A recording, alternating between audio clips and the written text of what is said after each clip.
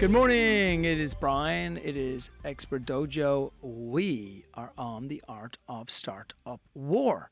And anybody who's been on this before, first of all, if you're not an investor and you're on this, then you're just intrigued about startup. And that's okay. You are welcome too. But the vast majority of the people who are watching or listening to this are investors, and you're looking for excellent deal flow.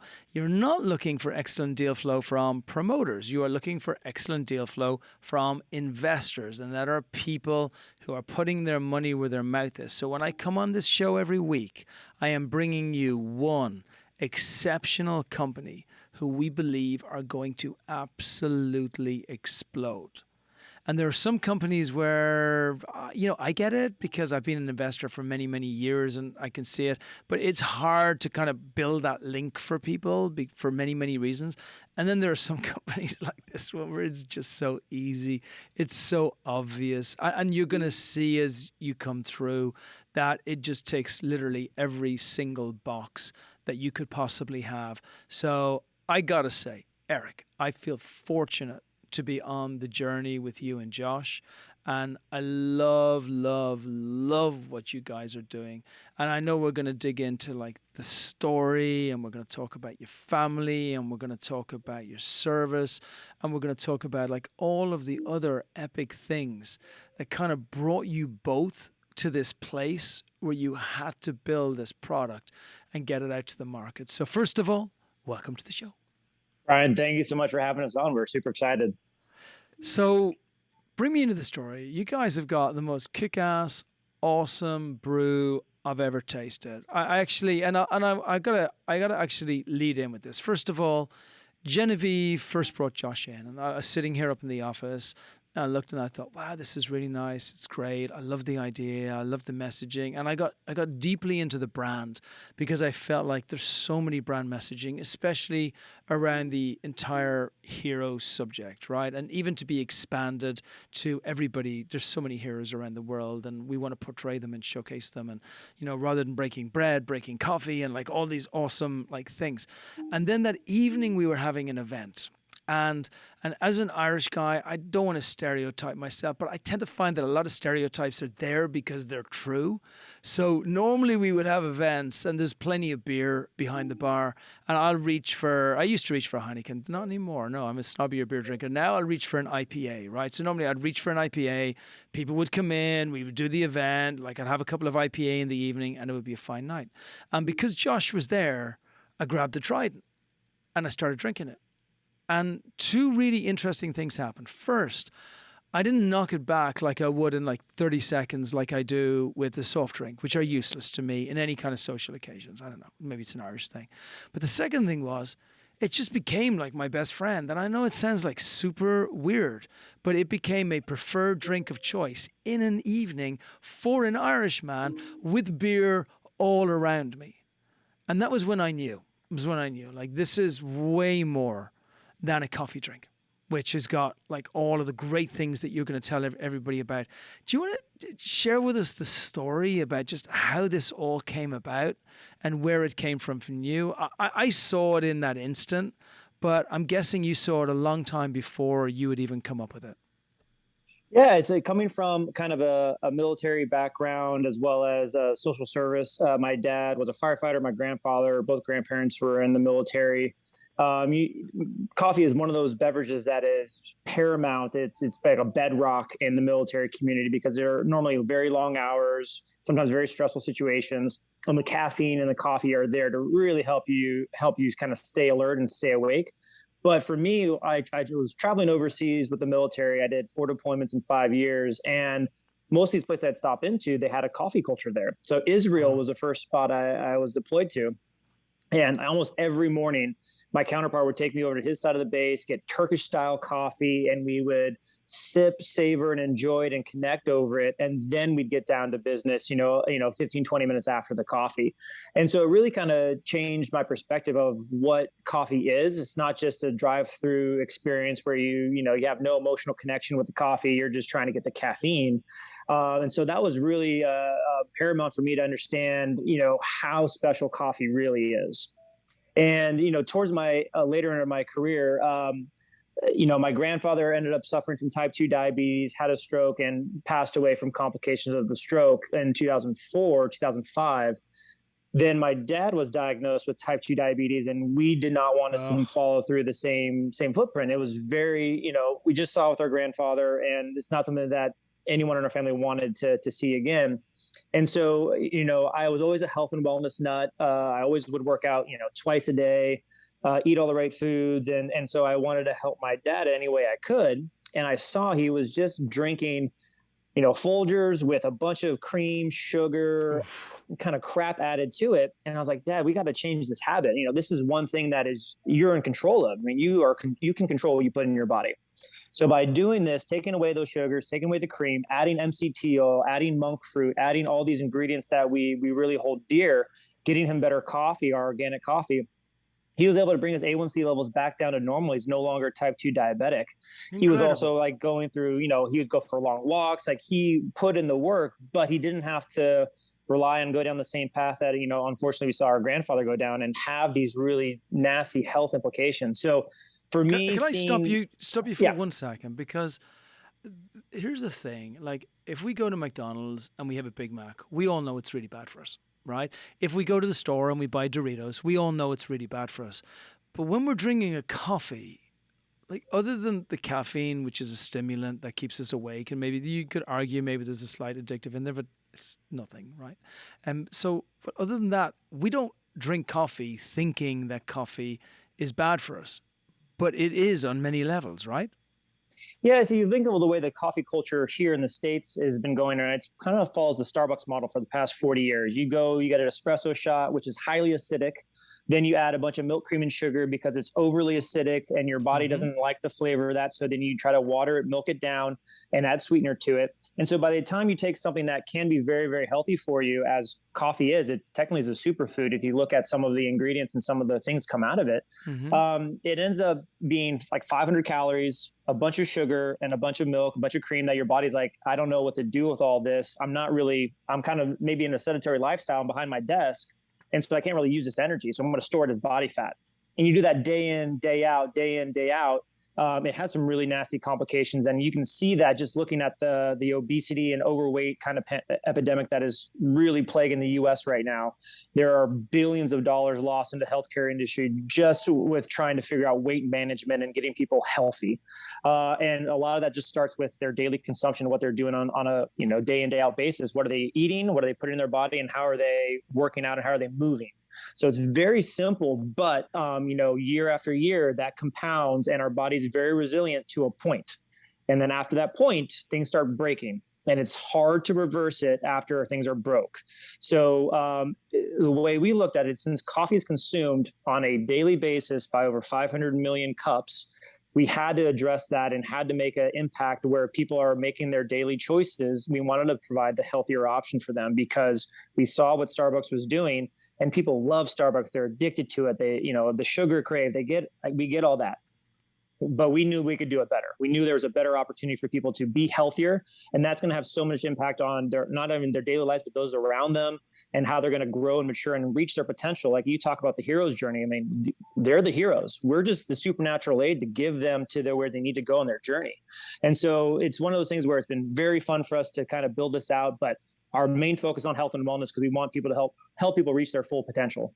But scary too, right? I mean, so there was a moment where you had that epiphany and you said, I am going to be the change, right? I'm not saying somebody should fix this. Like, I'm going to be the fix and I'm going to go out and do it. And so there's that euphoric moment where you realize that you're going to be the one who breaks it through. But it's also a terrifying moment because actually building a coffee brand is incredibly difficult, like on every level. And especially when you decide that you're going to own the entire supply chain and you're going to make sure that you carefully watch every single thing. Like, where did you even start with this? Well, I was at a job fair in 2015, and I'm pretty sure I just had a straight up panic attack. I was like, I don't want to work for anybody. This isn't the route I want to go. I don't want to wear a suit and tie every day to work. So that was kind of the push into the entrepreneurship world. And then coffee was definitely one thing I want to settle on because I'm a avid coffee drinker. I love the health and wellness components to it. and I use it on a daily basis. So I was like, okay, this is something that we can do. The scary part is, you know, I was in the military for 7 years at that point, did 3 deployments, Iraq, Afghanistan, you name it, been shot at, been Wow. blown up. And so it's just one of those things where it is definitely scary stepping into this new space because there are so many unknowns. There are so many things that may not go your way or may not go in your favor. But what I loved what the military did for myself was that I'm always going to be able to find the answer. I'm always going to be able to kind of Mm. work my way out of it. The adaptability, the resilience that you forge during those times is crazy, and it works super well translatable skill to the entrepreneurship world where it is hectic. There are no rule books. No one was doing cold brew at this time. Like we had to make this. Yeah. So luckily, my engineering background helped with going through the whole scientific formula all over again. Had an idea, tested the idea, got the data points, revised it, worked through it.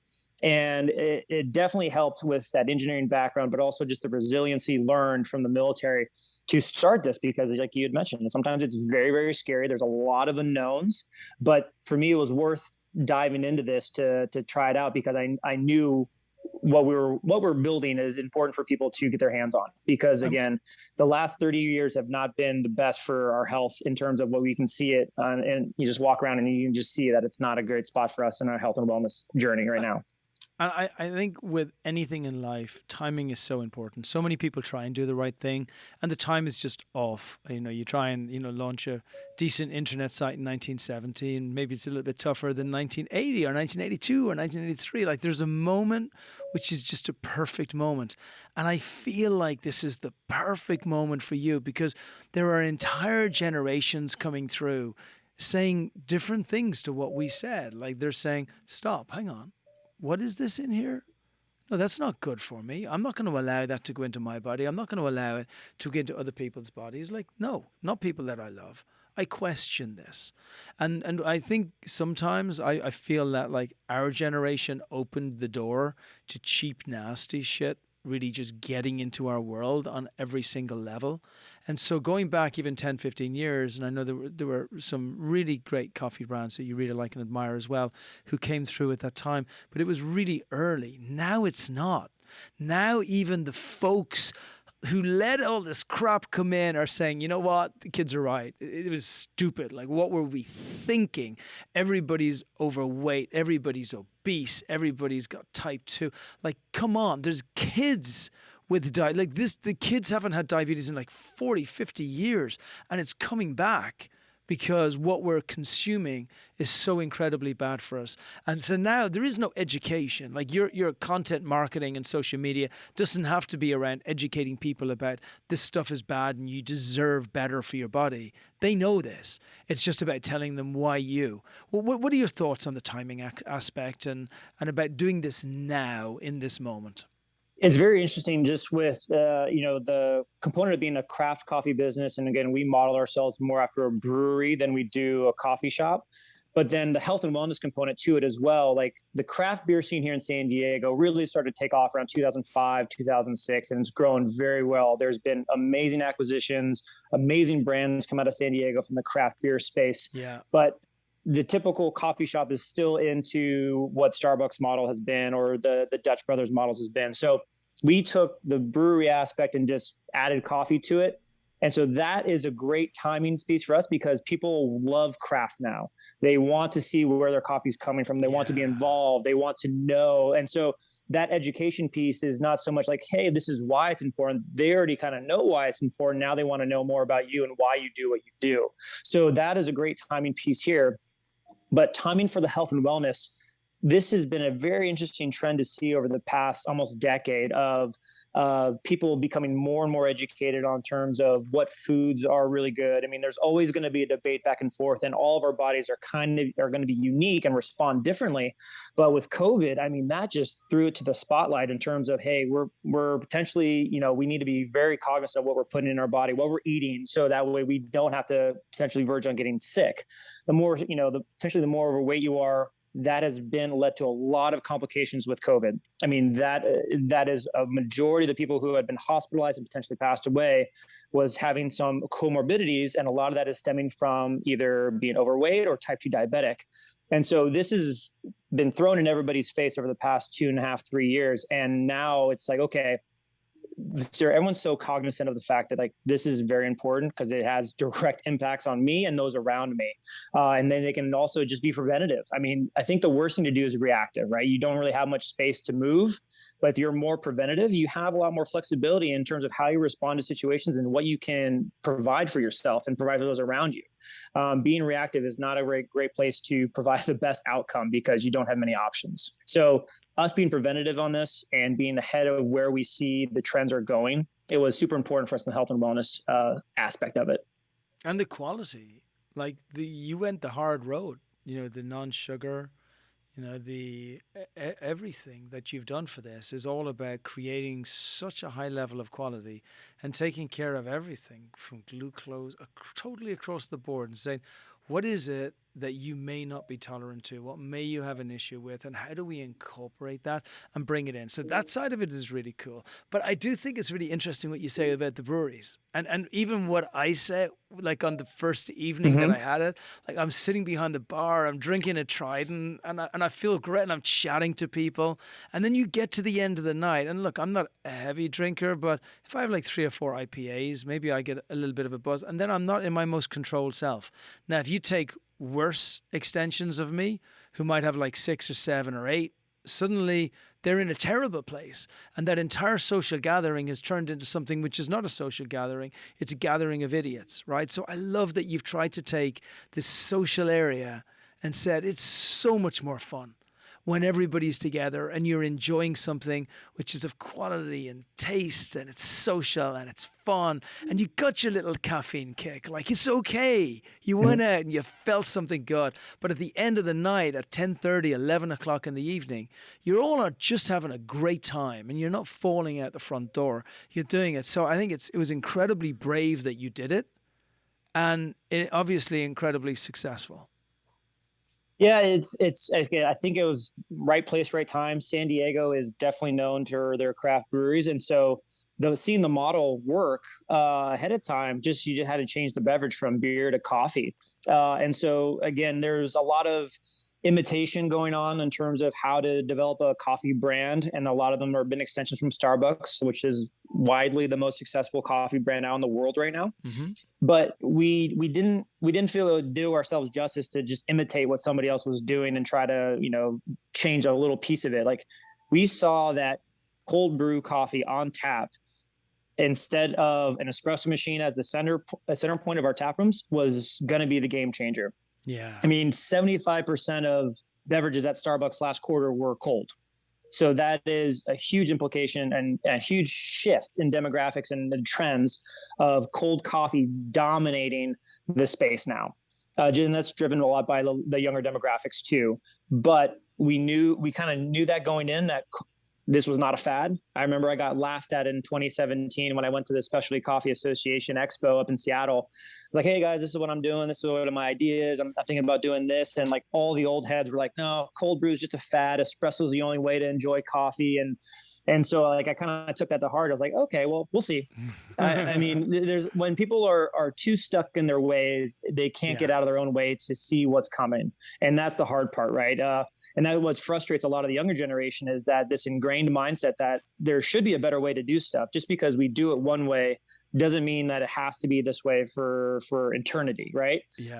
People want to find a way to express themselves and try something different. And that's what I love about the San Diego beer scene, is that it led the way to show that, hey, you don't have to just enjoy Budweiser or a lager. Let's try these double IPAs, or let's get a little weird and show the creative side of what beer can be, not just what the status quo was. Yeah, fantastic. Hey, that whole internet thing will never catch on. Yeah, never. People are always going to buy in shops. What the hell's wrong with you, son? Get a job like your dad.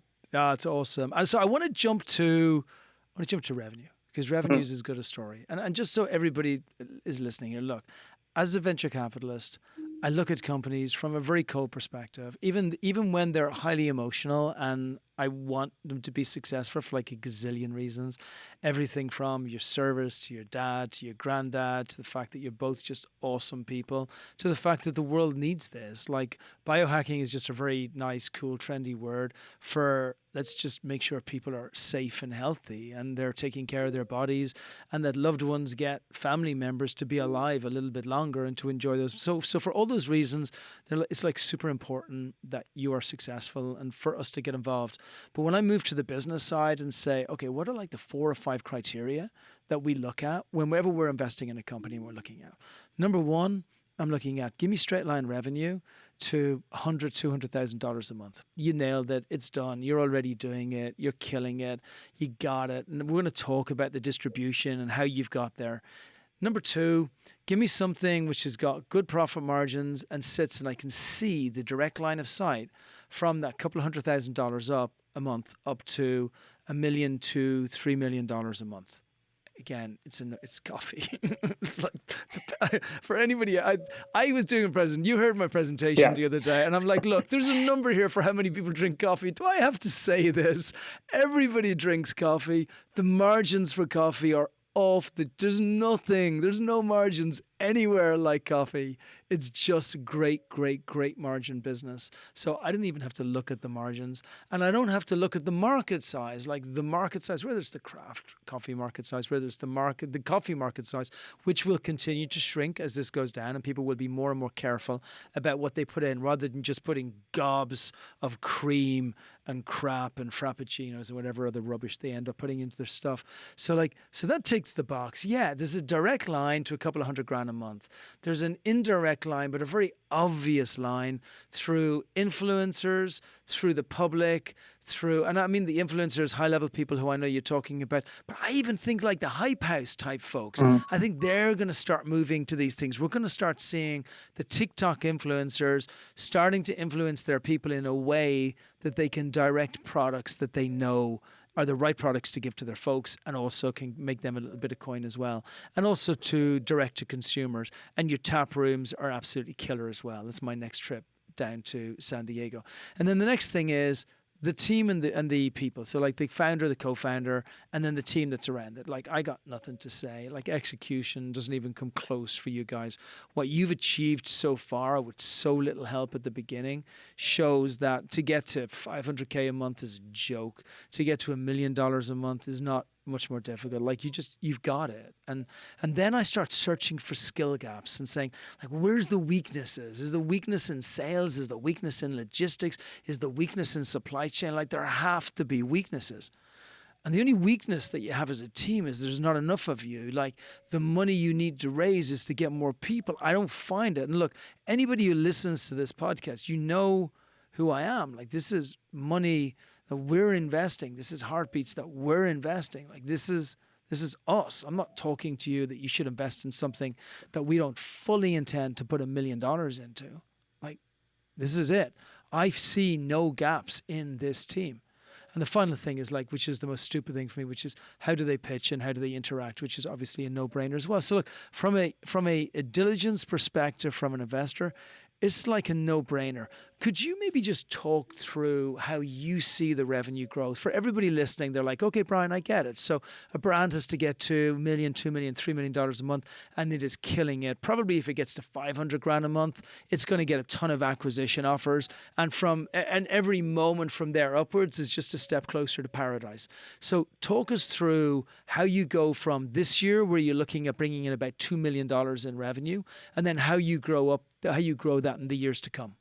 Yeah, absolutely. So the great things about our growth has been through COVID has really thrown a lot of people for a little bit of a wrench. Like how do they adjust? How do they move during all these government shutdowns, regulation changes, you name it. So the fact that we were super flexible and grew our wholesale side of the business as well as our retail side of the business and direct consumer all at the same time. And we really see the way forward for our wholesale side of the business is focus on a few larger customers. So we're pitching to 7-Eleven in November. If that goes well, that can open up between 1,200 to 18,000 stores, and we can kind of control that and throttle that as needed. And by the way, folks, By the way, it's such a 7-Eleven product. Like, Yeah. come on, you can see people just walking through there. It's 11 or 12 o'clock at night. They're looking for a great cold brew. It's there chilling in the fridge, and they just put their hand in. It's a little bit cold to the touch, and then pay for that sucker and take it as they're walking down the road. Yeah, awesome. Yeah, and so Sorry, with the keep focus on going. a few of those, just larger customers that open up, 1,000 to 2,000 doors at a time, and we want to make sure we can control that component of it because again, the wholesale side of the business for any CPG coffee company that's out there, or just CPG brand in general, it can be very capital intensive to get into all these Sure. stores so fast to just try to get velocity going. Then it ends up killing a bunch of companies. So we took a little different approach with focusing also on our retail component where we have our tap rooms that are one of a kind. And then also the direct consumer where our retail margins are great. They're 85-90% gross margins right now. The wholesale side is around 60% margins by the time you factor in the three phase distribution model. And so we really see the opportunity to add more of these retail stores in Southern California that just really explode the brand and then the marketing component too when people come in because it's not like anything they've ever seen before and they're not like anything they've experienced before. So we've kind of talked about this before where you want to get past the transactional point to where you're the experiential side of the house where people come in, they feel something. They're not just here to transact to get, here's a couple bucks, let me get some coffee. They want to feel something. That's where all of our symbols, our storytelling component grabs the customer because they're not just ordering a dark roast coffee. Now they're opening Damn the Torpedoes or Calm Under Pressure or Weather the Storm. That creates that sense that they are the hero because it is adding to their story, no matter what phase of their hero's journey they're on. If they're in the tumultuous time where, they need to buckle down and weather the storm, or if they're in that open adventure, we have our Anchors Away, which is all about our light roast with more caffeine for adventure side of the house. We can tie into any side of phase that they're going through and really connect with them. And so for us, that is super important to really see as we grow revenue, getting towards this experiential transaction and experiential marketing side of the house that is hands down way better than what they call a third wave coffee was. Just let me get you in as fast as I can, get you out, and you have your caffeine, and we'll see you sometime soon. The emotional connection piece with our customer base is the most important thing for us as they come in and experience the tap rooms. And we see that generating, get into the 500 the next, 12 to 18 months with a new tap room that's opening up in January. And then we have a couple LOIs open for a couple more spots that will really drive the growth for us in Southern California. Incredible. And I know we probably can't talk about it yet, but you're making very strong inroads in on the influencer side as well. So you can even reinforce that emotional connection with the types of people that you want to bring in. And I know we can't talk about the person or the people that you're speaking to, but genuinely, if you even knew the potential of what's going to happen here with people coming in, you would see this walk from 200 grand a month to 400 grand to 600 to $1 million a month within the next 2 years in a very, very straight line format. So I can only say, let me finish it on this on my side, and then I would love to get last comments from you on what you want to build in the future and what you want this to look like in 10 years' time. And obviously also your contact details. Everybody knows they can always contact me at brian@expertdojo.com if you ever have trouble catching Eric. But Eric will give you his details as well. And then, but while you're thinking of what does that vision look like 10 years in the future, how have we impacted the world and how have we impacted the investors who are going to come into the company right now? And I think it's worth mentioning how much we're raising. I know your raise is almost closed. If it's not already closed, you've got a ton of folks who are going after your round, but just mention that in there as well. I will just say this. Same thing that I said at the very beginning of the podcast. There's some companies that are really hard for me to be able to show you what's in my mind. And then there's companies like this where it's really simple. I just don't get it if you don't get it. They've started individual tap rooms. They have built the most incredible brand. Look at their website. Look at the packaging. Look at the quality of the product. Buy the product in the stores. Have a look and see how available it is and see how delicious it is as well. It's just a no-brainer in my books. It's a very fair valuation. Right now, they're at this time where they're about to grow. You will not get in below a Series A round ever again. And by the way, this is not going to be a small Series A round, because by the time this revenue jumps up next year, the company is going to be 3, 4, 5 times the valuation, in my mind, where it is right now.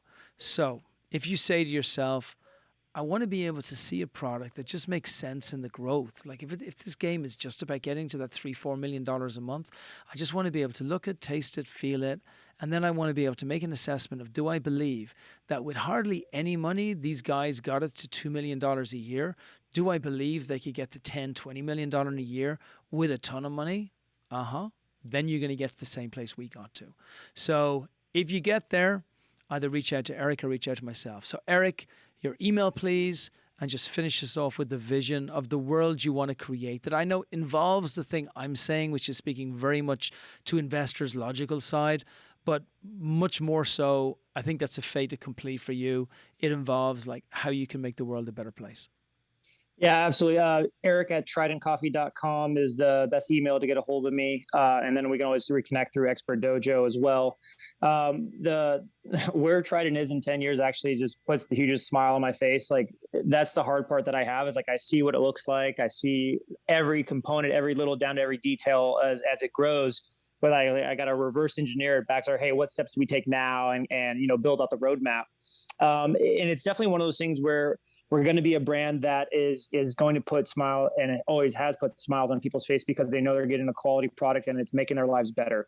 That's something that is kind of rarely said sometimes about certain CPG products that are filled with a bunch of junk. We control our manufacturing process, and we love every minute of it, because it means that we get to provide the best quality product that we know how to make to the customers. We're not using a co-packer. We're not in line waiting to just figure out how to get put $1 million to the co-packer and hopefully get our product in 3 to 6 months. Like, no, we control it. So for me, seeing what Trident looks like in 10 years is amazing. That's what wakes me up every morning, because like, I know the potential. I see where this is going, and all the trends are in this direction in terms of craft and health and wellness. Everyone's asking for it. Everyone's demanding it. And so that's what makes me very excited for the future for us.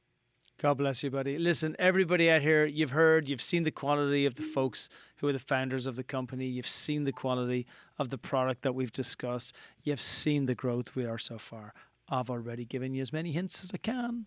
So that is the end of this episode. Thank you so much, Eric. Thank you, everybody, for joining us. And if you have anything you ever want to check here or anywhere else, just reach out to Brian at expertdojo.com. Thank you, buddy. That's a wrap. Cheers.